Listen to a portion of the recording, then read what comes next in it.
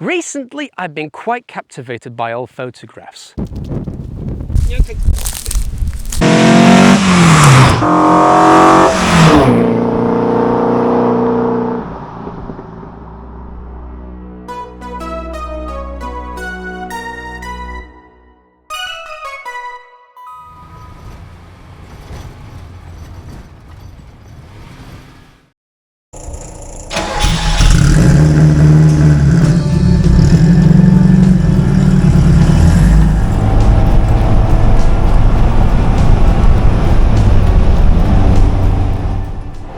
Hi folks, welcome back to the channel. The photos have finally arrived for the second time.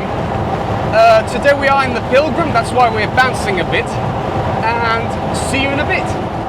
Well, a week and a half ago I did receive the photographs, but only the printed ones and the negatives. Someone was on autopilot at the film development shop in Lisbon or Porto and didn't see the tick on the order for the photos to be digitalized on a CD. So the negatives had to go back, and hence one of the reasons for the delay of this episode.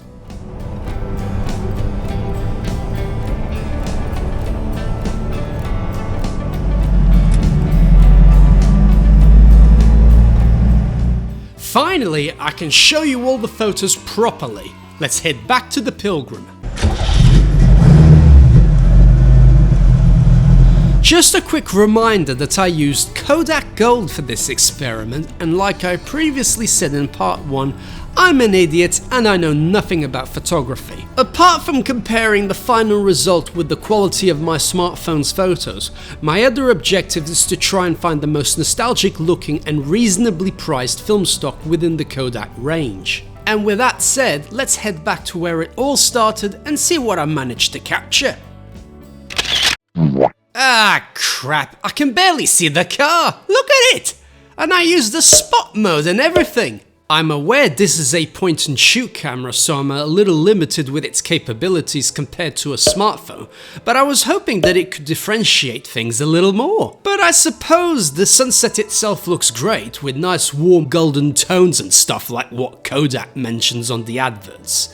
But pity the car's a bit hidden in darkness. The grain is pretty much what I remember as a kid, so I'm quite happy with that.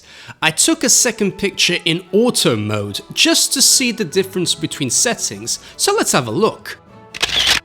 Oh, it's even worse! Okay, first lesson with a point and shoot camera: don't take photographs with the sun behind the subject, unless the sun is the subject. The only positive on this one is that the sun is a little bit more detailed. You can see the circumference a little. Yippity-doo! Let's compare the photos taken on my smartphone. Well, we can all agree that the car is definitely present in this one, and there's an acceptable balance between the sunset and the Golf. Plus, we are even able to see pointless things in detail like the gravel. That's the beauty, I suppose, of taking photos with a phone that has a 16 megapixel camera with much more sophisticated mechanisms to focus with. Here's a second shot demonstrating once again the ease of changing the focus point, in this case giving a little more emphasis on the sunset. Moving on to the last two photos I took that day. And here we go. Yeah, I need night vision goggles again. I mean, the colours and the tones are pretty, but I can't see the Golf. Let's see without the spot mode on. This one I definitely need my eyes upgraded to those of a cat. Sunset wins the light battle again. Make way for the digital alternatives. Yep. This one came out better. Let's jump A week and a half later. to when I took the Golf to my grandmother's old holiday home. Ah, much better. We can finally see everything. Very happy with this composition. Strange that on the printed version it looks more like this. Probably you can't tell the difference, but generally it looks a little warmer, and the sections where the dark colours are more predominant, they are definitely more accentuated. Is that normal when you receive your digitalized photos from a film developer? Leave a comment below. I'm quite curious if they do any particular edits or do they leave a very raw version of the photo for the customer to manipulate? Here is the same photo, but taken with my phone. This time I placed my phone above the camera to be taking it from the exact same spot. The only difference in this example is the high definition clarity and probably the type of lens, since the car is further away and it seems to have captured more around it. Second position. This one came out really nice too, but once again it differs a little from the printed version, which looks more like this. The smartphone photo once again is clearer and wider angled. The third pose, printed version, smartphone version. Ready for the fourth? Superb! I'm happy with this shot. It's okay, but I prefer the other one. And finally, the last shot of that day. This one is definitely my favourite. I think it's a safe win for the analog photos in this round, in my opinion. Let's now skip to 4 months later. for the turn of the Westfield.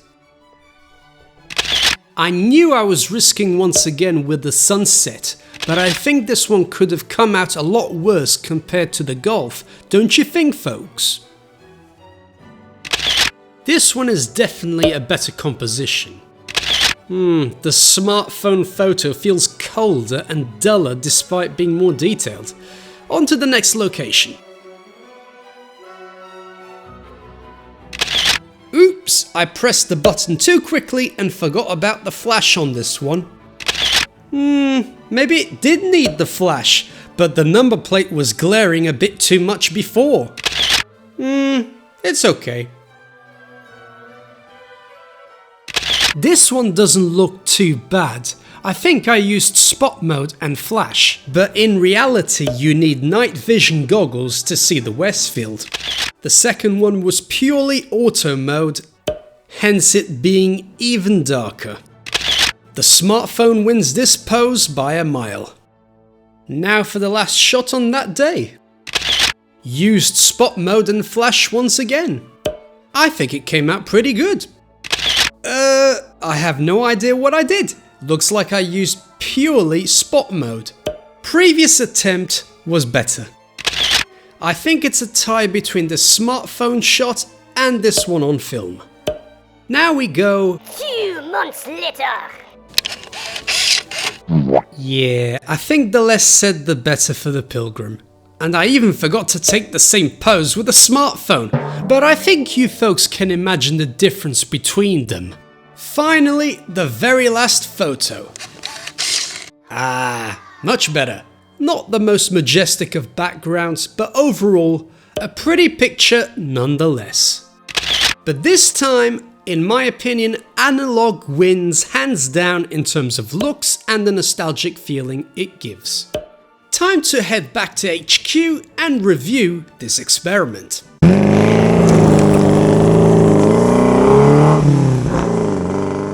While we go through the positives and negatives of this little adventure, I'll carefully insert the developed photos into this unused Kodak Express album. Like we used to do in the good old days. Just a reminder that these conclusions are just my personal opinion. Curious fact, we never used to receive this compilation photo in the 90s. They started appearing around the early 2000s, if my memory is correct. Anyway, let's start off with the negatives. I think the overall cost of buying film and later developing it is probably the first and biggest issue. I'm considering getting a developing kit in the future to see if it's worth going down the DIY route to save a few euros. But I need to study these kits a little more before going ahead. If you're using a point and shoot camera like the one I used, or even an instant camera like a Polaroid, you're limited to their capabilities. They aren't going to take highly detailed pictures. For that, you'll probably need to invest in a single lens reflex camera and probably use larger formats of film, like 120 or 220 from what I've read. So be prepared to empty your pockets if you so desire. Thirdly, if you're a simpleton like me and you have an analog camera in your hand, nothing guarantees a quality photo if you don't have a bit of vision and knowledge whilst operating it, because once you take it, that's it. No editing apps to correct your mistakes. Last point, avoid doing what I did. Please take photos with the sunlight on the subject and not behind it. It will make things far less painful by the end. Now for the positives. If you want truly genuine, characterful photos that are visually dynamic, just get a roll and shoot. If, like me, you love old stuff and it brings you joy and peace in this day and age, get a roll and shoot. A smartphone allows you endless photos, but one positive limitation a film camera gives is it makes you truly think and consider what is truly important to capture in the present. Pressing that button, hearing the camera come alive whilst capturing a moment in time is irreplaceable. It's like owning music on vinyl records. It's a physical connection between you and the machine.